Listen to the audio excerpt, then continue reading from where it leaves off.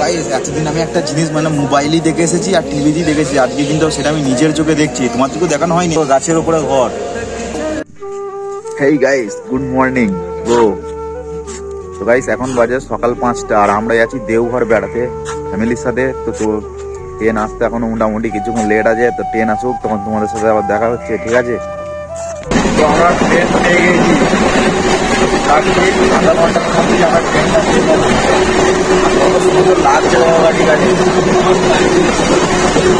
আর যদি চা করছি দেখো তোমরা।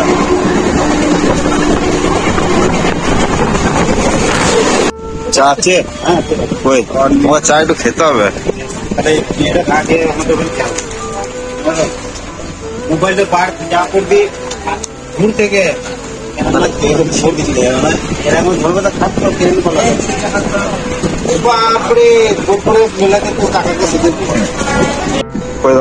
চাটা খাই গাইস।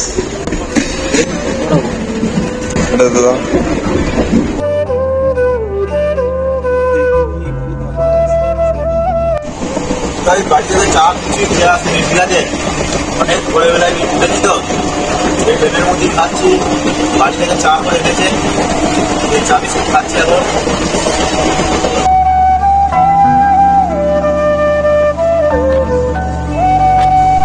আমাদেরকে এই ট্রেনটির মধ্যে 4 ঘন্টা বসে থাকতে হবে, তারপরে আমরা রোহিণী রেলওয়ে স্টেশন পৌঁছাবো।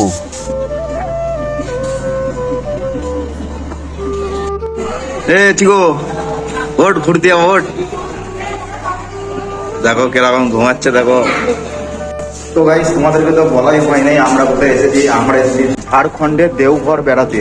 প্রায় এখন বাজে 4:45, আমরা বেরোলাম বেড়াতে। গাইস দেখতেই পাচ্ছ, আর এখানে আমি জীবনে প্রথমবার আসলাম। এখানে দেখো প্যান্ডেল তৈরি করছে, কালকে জন্মাষ্টমীর উপলক্ষে এখানে প্রচন্ড ধুম হবে। আমি যেদিকে দেখাচ্ছি সেই দিকে কিন্তু সব জায়গায় প্রায় হিন্দি, এখানে কিন্তু বাংলা কোথাও লেখা নেই।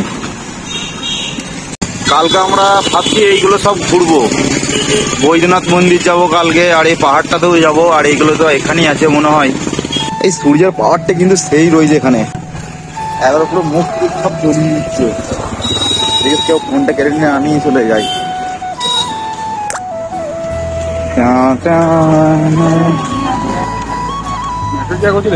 আমরা এখন যাচ্ছি ঠাকুর বাড়ি, এই যে সামনে আমাদের ফ্যামিলির সবাই যাচ্ছে। তোমাদের সাথে দেখা হচ্ছে আবার ঠাকুর বাড়িতে গিয়ে, ঠিক আছে?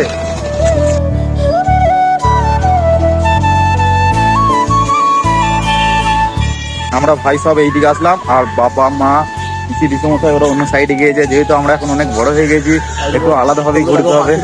আর এখানে দেখো কত সুন্দর সুন্দর পাখি রয়েছে, তোমাদেরকে দেখাচ্ছি। এদেরও একটা জীবন আছে দেখো কত সুন্দর সুন্দর, তাই না?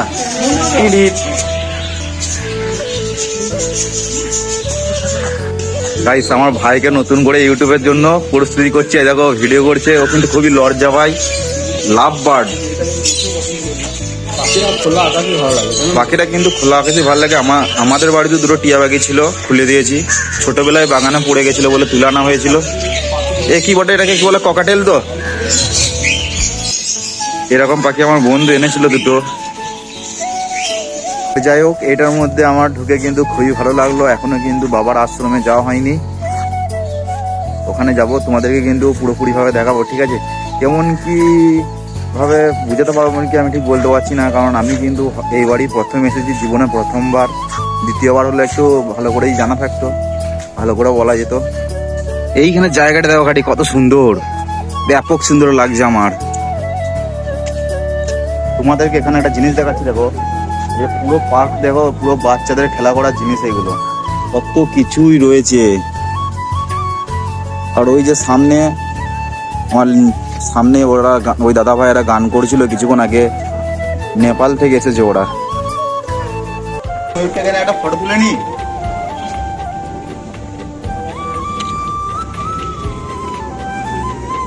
তো গাইস এতদিন আমি একটা জিনিস মানে মোবাইলই দেখে এসেছি আর টিভিতেই দেখেছি, আজকে কিন্তু সেটা আমি নিজের চোখে দেখছি। তোমাদেরকেও দেখানো হয়নি? ওই দেখো মাটি, ওই দেখো গাছের উপরে ঘর, দেখো বট গাছের সাথে কত সুন্দর। কেউ থাকে নাকি বলতে পারছি না, তবে কিন্তু খুবই সুন্দর।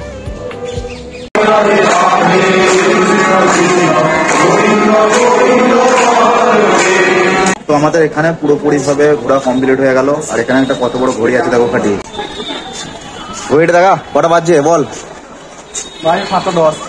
চো গাইস, এখন ওখানে একটা বড় বড় বিল্ডিং আছে, তোমাদেরকে দেখাবো, চলো।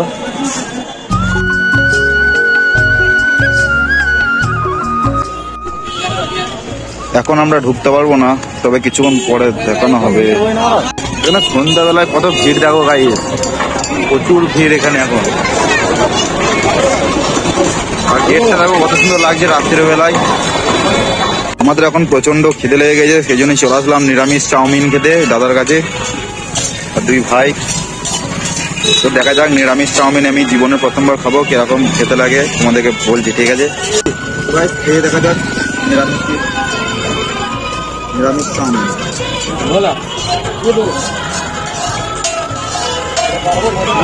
মোটামুটি ভালোই লাগলো। তো গাইস, এরপর আমি তোমাদেরকে দেখাতে চলেছি এখানে কত বড় একটা বিল্ডিং রয়েছে। আর এই বিল্ডিংটার মধ্যে প্রতিদিন 10,000-এরও বেশি মানুষজন খাওয়া দাওয়া করে। চলো গাইস, তোমাদেরকে এরপরে আমি খাবারের জায়গাটি দেখাই। একদিক থেকে অনেকই ভালো করেছে, সিঁড়ি করেনি, বয়স্ক মানুষরাও ভালোভাবে উঠতে পারবে।